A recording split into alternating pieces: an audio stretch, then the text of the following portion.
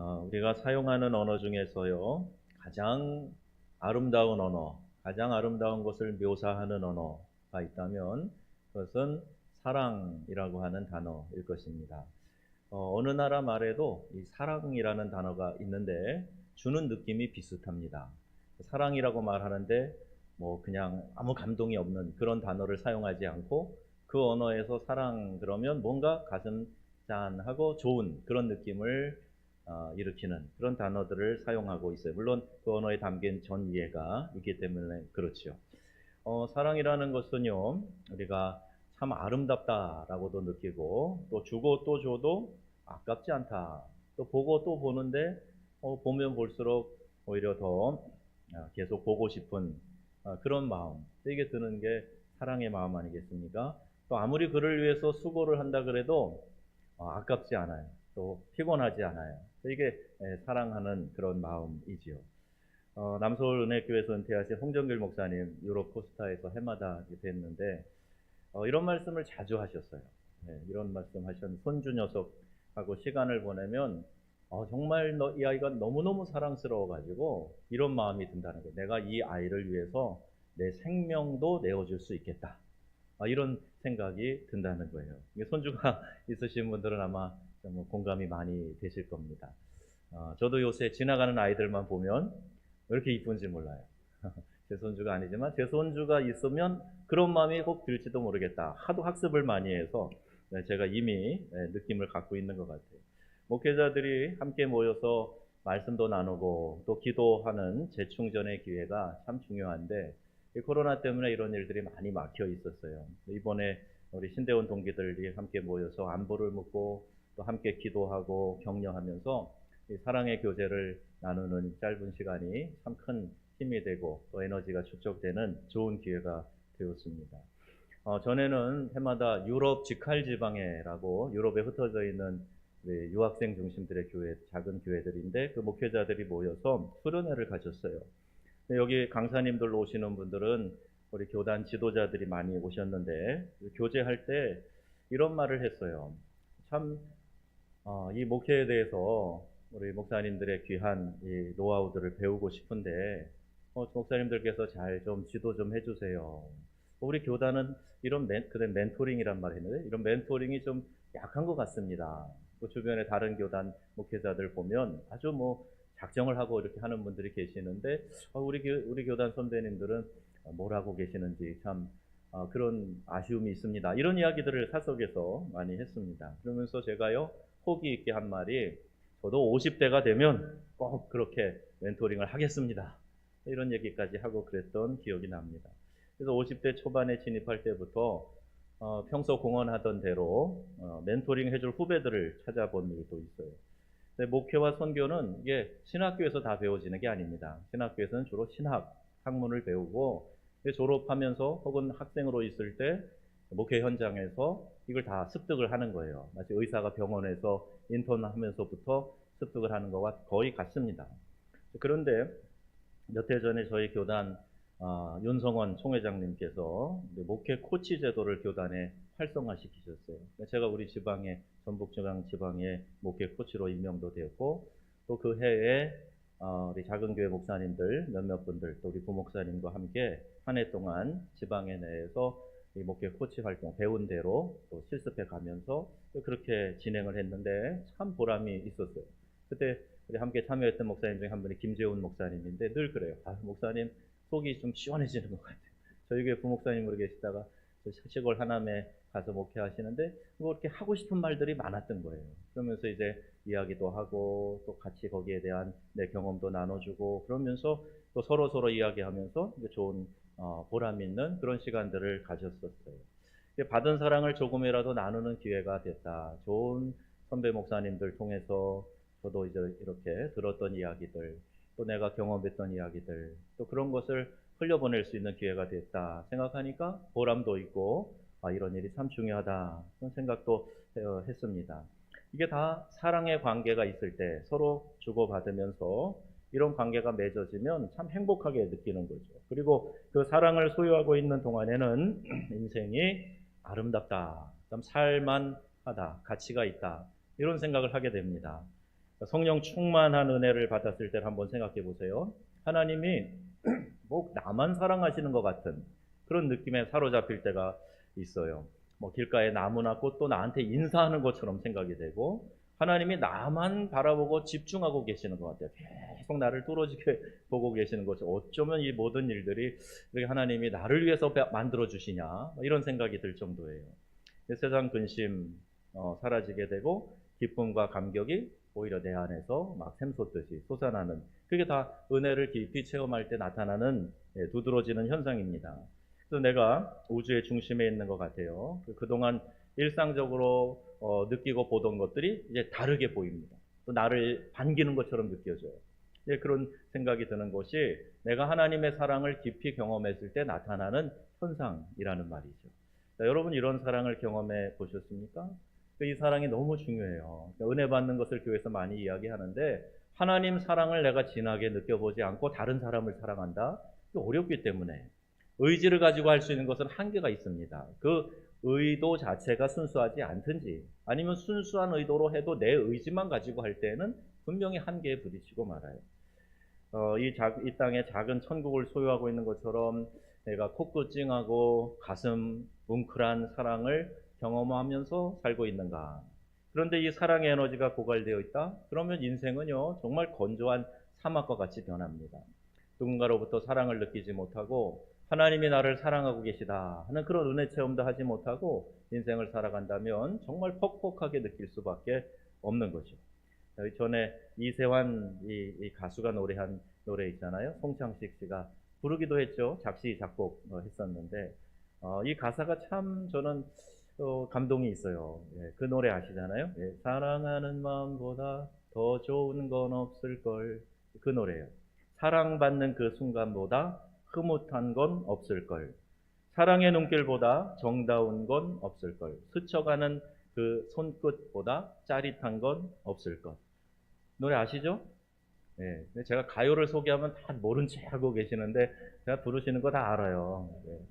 그 후렴이래요. 혼자선 알 수 없는 야릇한 기쁨, 억만 번, 어떤 데는 천만 번 더 들어도 기분 좋은 말, 뭐요?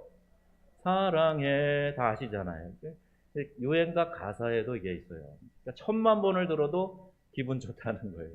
어제 제 핸드폰에 카카오톡이 올 때 나는 소리 있잖아요. 그 알림을 누가 바꿨는지 모르겠어요. 제가 바꾼 기억이 없는데 사랑해 이걸로 바뀌어 있어요. 계속 누가 사랑한다 그래가지고 보니까 제 핸드폰이더라고요. 그래서 제가 지금은 다시 바꿔놨는데 오늘 설교를 하고 다시 사랑해로 바꿀까.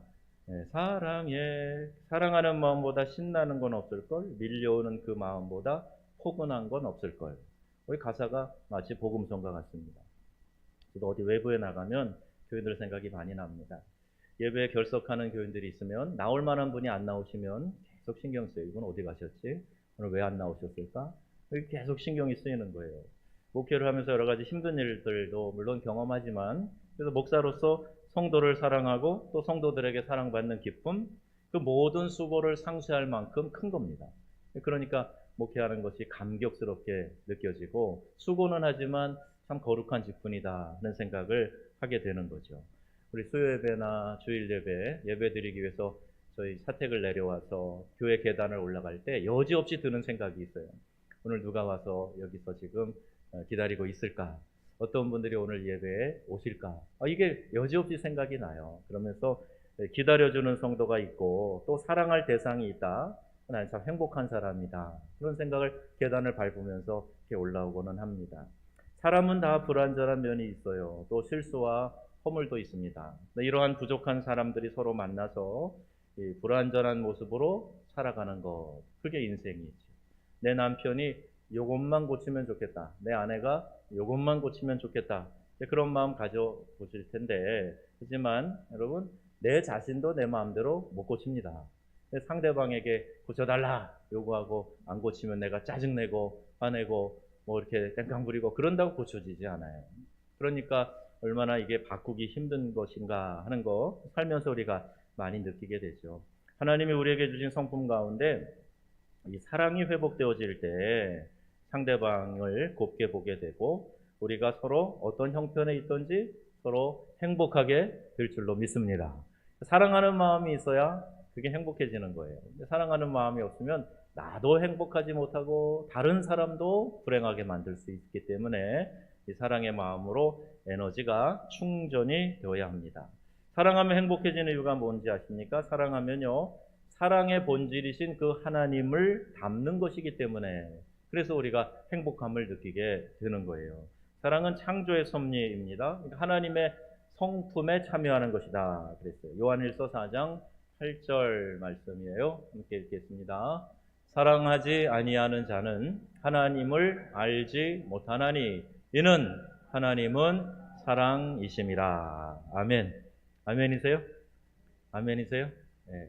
하나님이 사랑이시기 때문에 하나님을 깊이 알려면 그 사랑을 경험해보고 그 사랑을 내가 지금 실천하고 있으면 하나님이 느껴진다는 말이에요. 하나님께서 사랑의 원조이시기 때문에 그래요. 원조라는 말, 오리지널리티가 있다 그렇게 이야기를 하는데 그 말에 참 어떤 힘이 있는 것 같아요. 저쪽에 올라가면 경기도에 광주 지나가면 이 소머리 국밥집이 많습니다. 그런데 저마다 자기들이 원조 소머리 국밥집 이렇게 써놨어요. 다 원조래요. 원조라고 그러면 뭔가 사람들이 뭐가 깊이가 다를 거다 하는 생각을 하는 것 같아요. 자기들 식당이 그래도 노하우가 있고 깊이가 다르다, 맛이 다르다 그런 뜻에서 이제 원조라고 붙이는 거예요. 노하우가 있고 전통이 다르고 뭔가 깊은 맛을 내는 그 무엇인가가 있다, 이렇게 소개할 때 원조라고 하는 겁니다.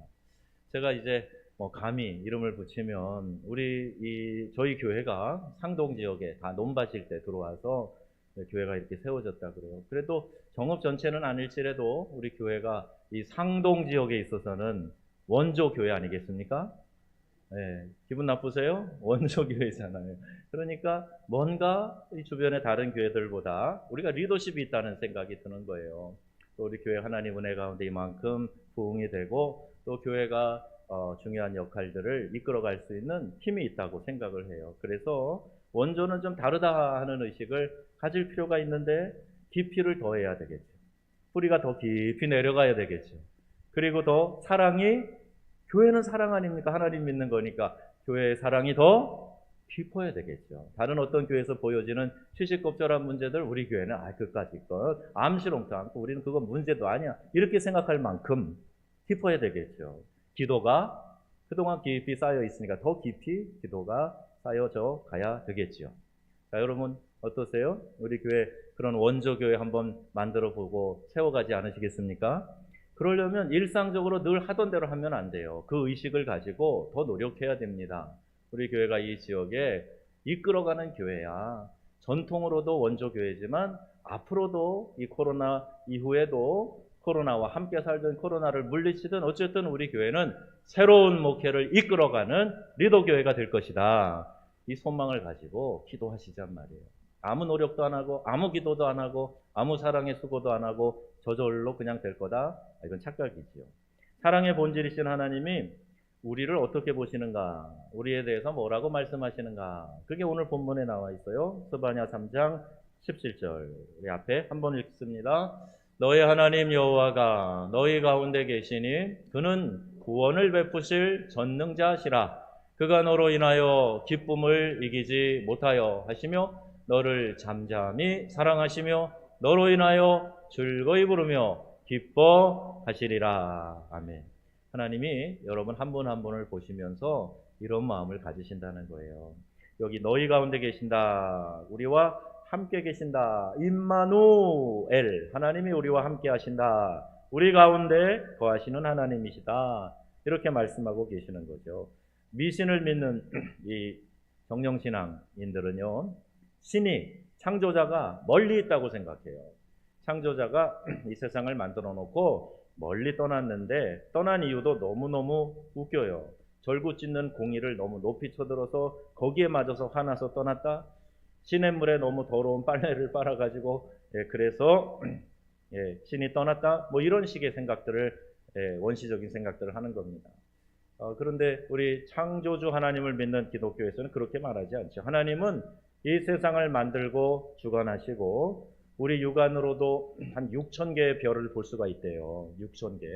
근데 수많은 별들, 이 천체 만환경으로 보면 직경이 10mm만 되는 것만으로 봐도 1억 5천 개 이상의 별이 관측이 되어지는데, 그 외에 수없이 많은 별들 창조하신 하나님이 우리도 만드셨고 우리의 인생도 주관하고 계시고 우리와 함께 계신다. 그리고 너를 잠잠히 사랑한다. 이렇게 말씀하고 계신다는 거예요. 하나님이 지금 나와 이곳에 함께 하신다라고 믿지 못하는 신앙, 이 신앙은요 정령 신앙인의 수준밖에는 되지 않습니다. 하나님이 여기는 안 보실 거야, 여기는 안 계실 거야, 그렇게 생각하는 것도 역시 동일한 생각의 반대 측면이에요. 하나님은 지금 여기도 계시고 우리와 함께 하시고 우리가 피할 곳이 없고 불꽃 같은 눈으로 우리를 살피시는 하나님이신 줄로 믿습니다. 그 하나님을 믿고 그 하나님 우리가 의지하고 사랑하고 나아가야 된다. 너희 가운데 계신다 하는 것이 그런 의미를 담고 있어요. 또 하나는 우리 하나님이 어떤 하나님이라고 묘사되어 있어요? 구원을 베푸실 전능자시다. 하나님 우리의 삶 속에 구원을 베풀어 주시는 분이세요. 나의 인생의 핸들을 하나님께 맡겨드리기만 하면 내 대신 나를 이끌어 가시는 하나님이시다. 이렇게 성경이 말씀하고 있습니다. 이것이 여러분 우리 1:1 제자 양육 훈련 받으신 분들 많이 계신데, 그리스도가 다스리는 삶하고 이렇게 배 운전하는 이렇게 뭐죠? 이렇게 운전대 같은 거, 그거 기억나시죠? 그리스도가 중심에 계시고 우리를 다스리고 계시는 거, 이게 그리스도가 다스리는 삶, 우리의 인생이 되어야 된다. 그렇게 1:1 양육반에서 우리가 교육받았죠. 하나님은 우리의 삶의 모든 것 되시고 구원을 베풀어 주시는 하나님이시다. 또 그 하나님은 어떤 하나님이신가? 기쁨을 이기지 못하시며 잠잠히 사랑하시는 하나님이시다. 그러니까 바라보기만 해도, 하나님이 우리를 바라보시기만 해도 예쁜 존재예요. 그러니까 잠잠히 바라보며 우리를 사랑하신다. 여러분 옆 사람에게 이렇게 한번 말씀해 보세요. 하나님이 당신으로 인하여 기쁨을 이기지 못하십니다. 당신으로 인하여 기쁨을 이기지 못하십니다. 당신은 바라보기만 해도 은혜가 넘치시는 분이십니다. 되게 일반적으로요, 이 세상 사람들의 사랑은 나를 향한 것이기보다는 나의 조건과 환경을 향한 것일 때가 많이 있어요.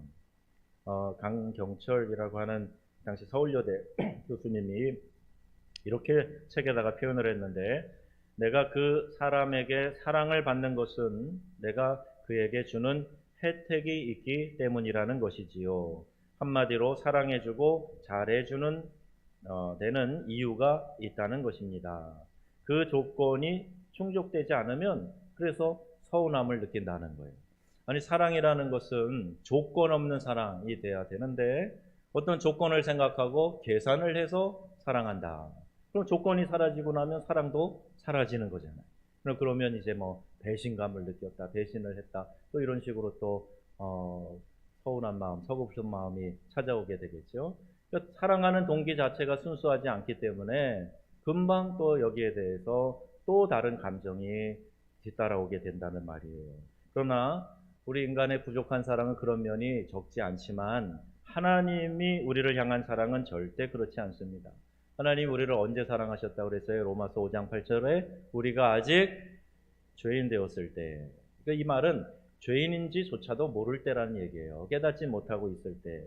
그때 우리를 사랑하셨는데 얼만큼 사랑하셨냐 하면 선물 하나 갖다가 주신 것이 아니라 너무너무 할 수 없는 놀랍고 위대한 일을 하셨는데 그 아들을 우리에게 구원자로 주셔서 그 아들의 생명으로 우리를 구속해 주신 거예요.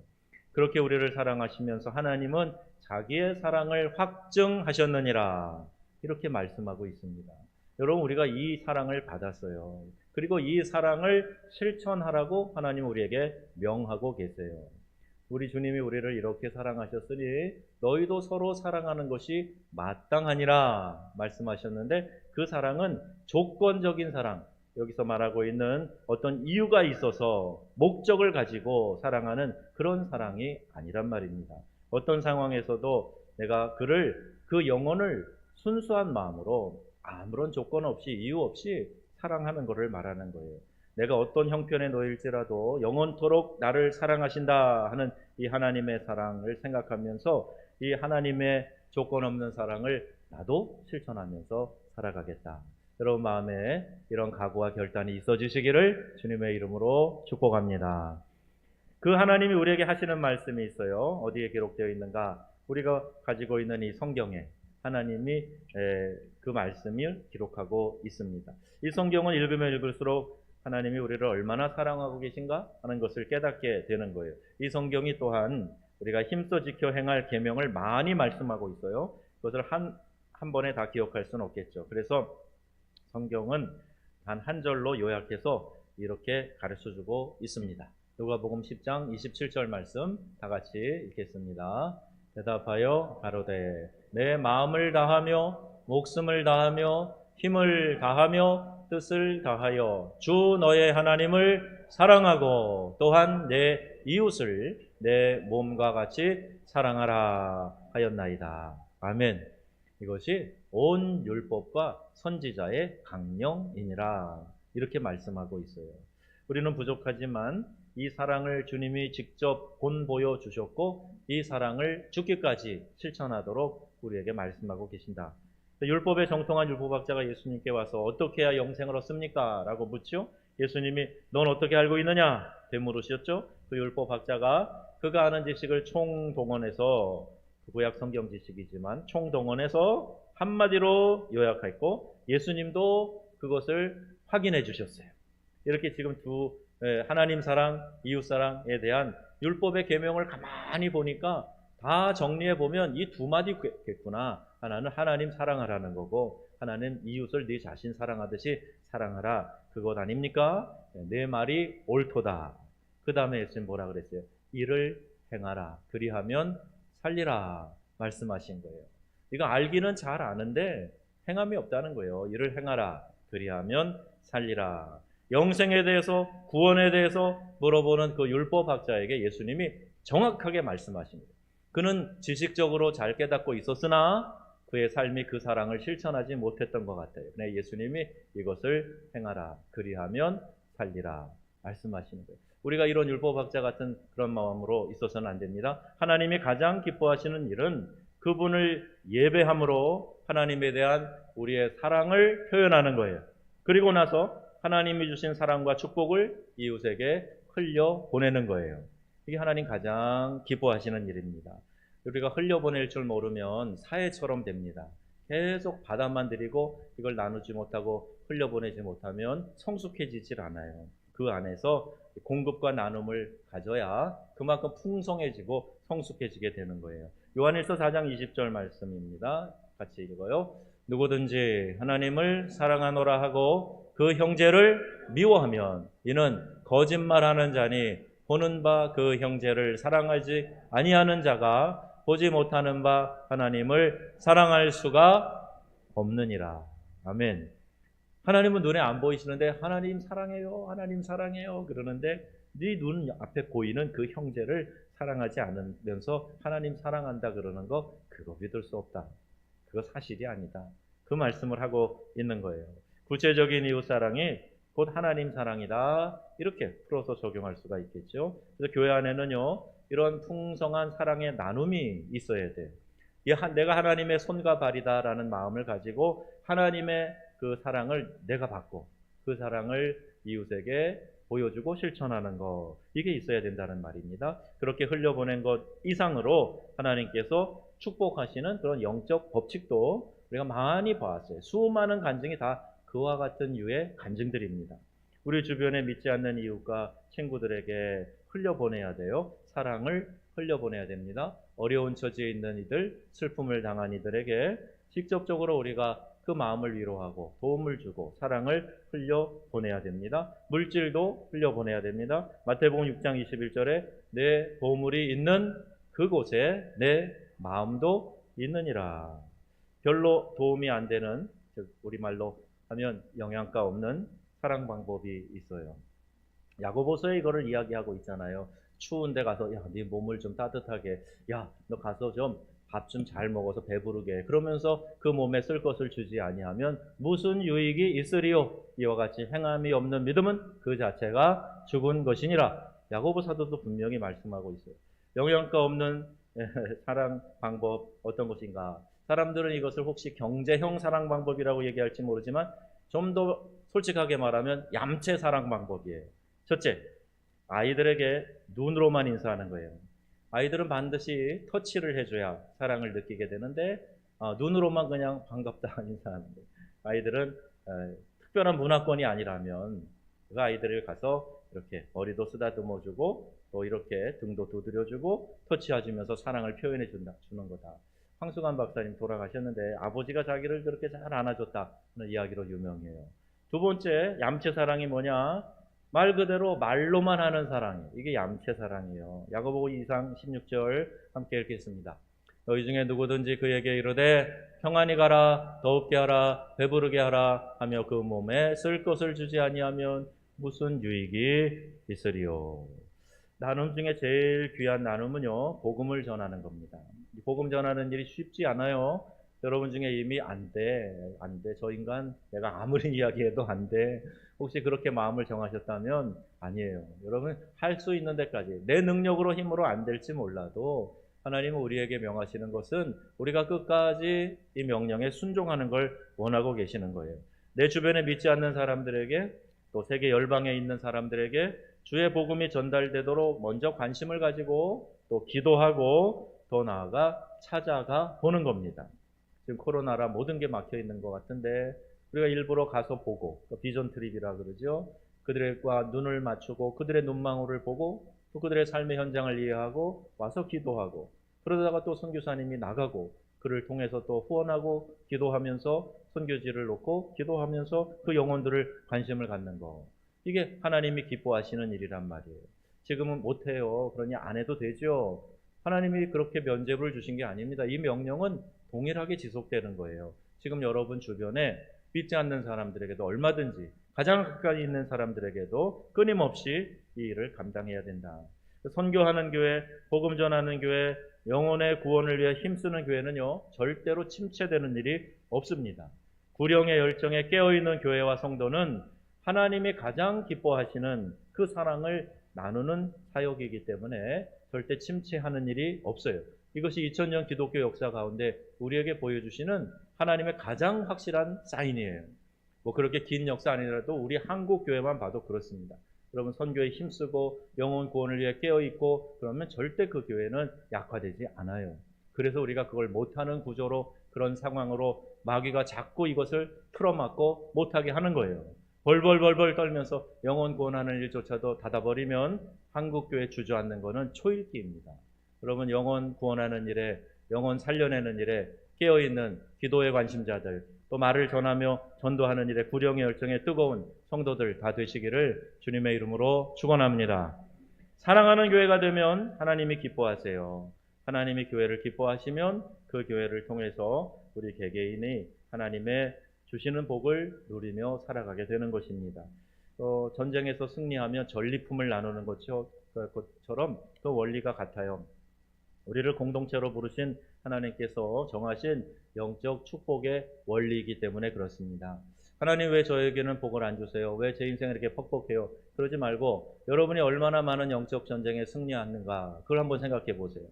늘 엎어지고 늘 내게 도전이 오면 이기지 못하고 지고 주저앉아 있으면서 왜 나에겐 전리품이 없습니까? 이겨야 전리품이 있지요. 한번 생각해 보세요. 그러니 여러분 기도하라고 하는 겁니다. 아무도 기도 안 해도 아무도 예배 안 해도 내가 그 자리 지키고 있으면 여러분 영적 전쟁에 승리하게 되는 줄로 믿습니다. 함께 하지 않으면서 기도하지 않으면서 내가 중심으로 예배하지 않으면서 어떻게 승리할 수가 있겠어요? 승리하지 못하면서 어떻게 우리가 영적 전쟁에 승리하고 받는 그 축복들을 전리품들과 같은 것들을 어떻게 얻을 수가 있겠어요? 이 원리는 간단합니다. 여러분 깨어있는 성도가 되시기 바랍니다. 함께 예배하고 기도하는 일에 누구보다도 내가 최우선으로 앞장서서 이 일을 하겠다. 하나님이 인정해 주시면 그럼 우리의 삶이 달라지게 되는 거예요. 여러분 이 남은 여름에 지난주에 말씀드렸듯이 말씀으로 좀 깊이 들어가세요. 다른 일 할 일도 없잖아요. 막 비가 오고 그러니 자꾸 다니고 코로나 때문에 지금 어디 다녀도 눈치만 보이고 그러지 말고 오히려 한적한 곳에 그냥 집에 계시면서 말씀 깊이 읽고 그리고 하나님의 명령인 이 사랑을 실천하면서 내 영혼의 에너지를 충전하는 그런 기회로 이 마지막 여름을 보내시고 또 우리 교회가 지금 얼마나 중요한 기도의 제목들이 있습니까? 이 아픔이 있는 성도들을 위해서 기도하시고 또 우리 교회가 또 다음 주에 당회를 통해서 리모델링에 대한 이야기도 깊이 나누게 되고 또 이제 우리 임직을 놓고도 계속 기도해 오고 있지 않습니까? 60주년을 앞두고 우리 지역사회 봉사하는 일 사회봉사단도 만들어서 보다 더 효과적으로 지역을 섬기면서 우리가 이를 직접 전도 못해도 나가서 우리의 삶으로 우리의 선행으로 전도하는 일 하려고 하는 건데 관심 가져야죠.